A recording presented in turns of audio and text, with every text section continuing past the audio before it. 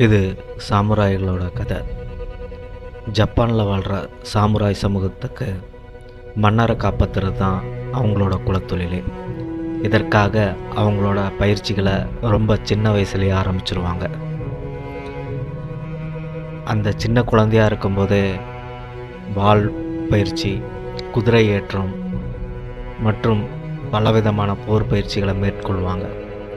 இதெல்லாம் மேற்கொண்டு ஒரு தலைசிறந்த சாமுராயாக மாறணும் அப்படிங்கிறது தான் அந்த சமூகத்தில் இருக்கிற ஒவ்வொரு இளைஞனோட கனவாகவும் இருக்கும். அப்படி மாறுற சாமுராய்களுக்கு அந்த சமூகத்து மக்கள் மிகப்பெரிய மதிப்பை கொடுப்பாங்க.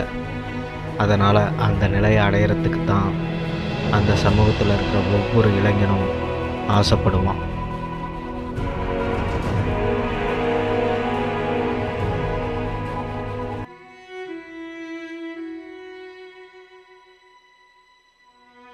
அந்த மாதிரி ஒரு காலகட்டத்தில் தான் ஓடா ஒரு தலைசிறந்த சாமுராய்க்கு மகனாக பிறந்தான்.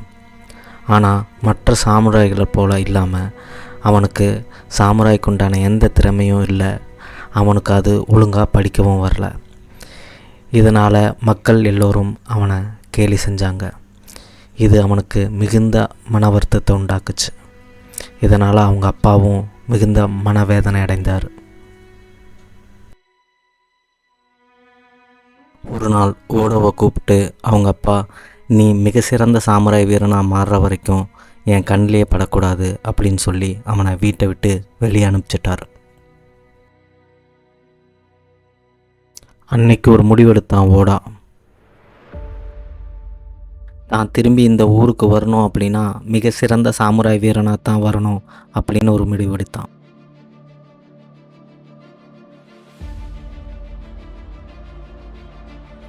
இதனால் அவன் பல ஊர்களுக்கு தன்னோட குருவை தேடி அலைஞ்சான். தனக்கு இந்த சாமுராய் கலையை, இந்த போர்க்கலையை முழுமையாக சொல்லித்தர குரு யார் அப்படின்னு அவன் எங்கெங்கேயோ எந்தெந்த ஊர்லேயோ தேடி அலைஞ்சான். அப்படி இருக்கும்போது கடைசியாக ஒருத்தர்கிட்ட அந்த குரு எங்கே இருக்கிற இடத்த அவன் கண்டுபிடிச்சான். தேடி கண்டுபிடிச்சி அந்த குருவை போய் அவன் சந்தித்தான். அந்த குருக்கிட்ட தன்னோட கவலைகளை எல்லாம் அவன் சொன்னான். தன்னோட சூழ்நிலைகளை சொல்லி தான் ஒரு சாமுராய் வீரனாக மாறணும் அப்படிங்கிற அவனோட விருப்பத்தை சொன்னான். குரு அனைத்தையும் பொறுமையாக கேட்டுட்டு, சரி நீ என்னோடைய தங்கு அப்படின்னு சொல்லிட்டார். அடுத்த நாள் முதல் அவன் குருவோடைய இருக்க ஆரம்பித்தான். அவன் குருக்கிட்ட வந்து சேர்ந்ததுலேருந்து குருவுக்கு தேவையான எல்லா பணிவிடைகளையும் செய்ய ஆரம்பித்தான். அந்த ஆசிரமத்தில் இருக்கிற எல்லா வேலைகளையும் அவன் தான் செஞ்சான். அவன் சிரத்தையாக அந்த வேலைகளை 1 வருஷம் வரையும் செஞ்சான்.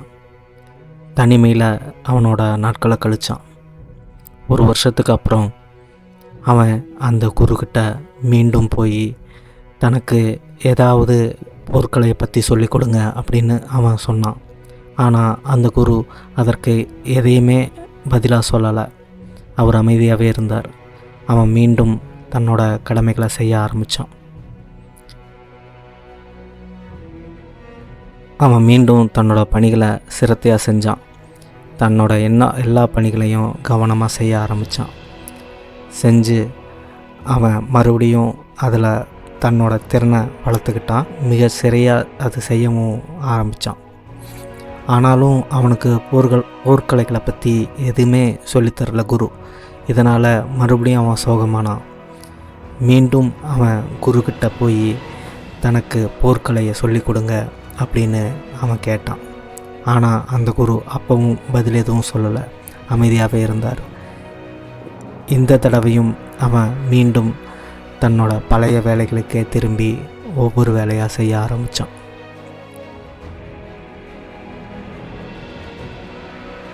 அவன் 1 வாரம் அமைதியாக மிகுந்த ஆழ்ந்து சிந்தித்தான். தான் மீண்டும் குருக்கிட்ட இதை பற்றி கண்டிப்பாக கேட்கணும், கொஞ்சம் விடாப்பிடியாக கேட்கணும் அப்படிங்கிற ஒரு முடிவுக்கு வந்தான். அப்புறம் குருக்கிட்ட கேட்கும்போது அவன் அந்த ஆசிரமத்தில் இருந்த ஆட்கள் எல்லாம் எடுத்துக்கொண்டு போய், இதெல்லாம் எதுக்கு இங்கே இருக்குன்னு எனக்கு தெரியல, எனக்கு ஒரு முறையாவது இதை வச்சு பயிற்சி சொல்லி கொடுங்க அப்படின்னு குருக்கிட்டே வாளை உயர்த்தினான். அதற்கு குரு, சரி நீ போ, நான் பயிற்சி ஆரம்பிக்கிறேன் அப்படின்னு மட்டும் சொல்லி அவனை அனுப்பிச்சார்.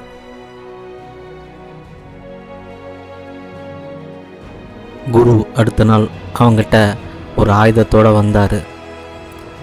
எதுவும் பார்க்காம முறைச்சிக்கிட்டே இருந்தார். அப்புறம் அந்த ஆயுதத்தை எடுத்து அவனை மிரட்ட ஆரம்பித்தார். அந்த ஆயுதத்தை வச்சு அவனை தாக்க ஆரம்பித்தார்.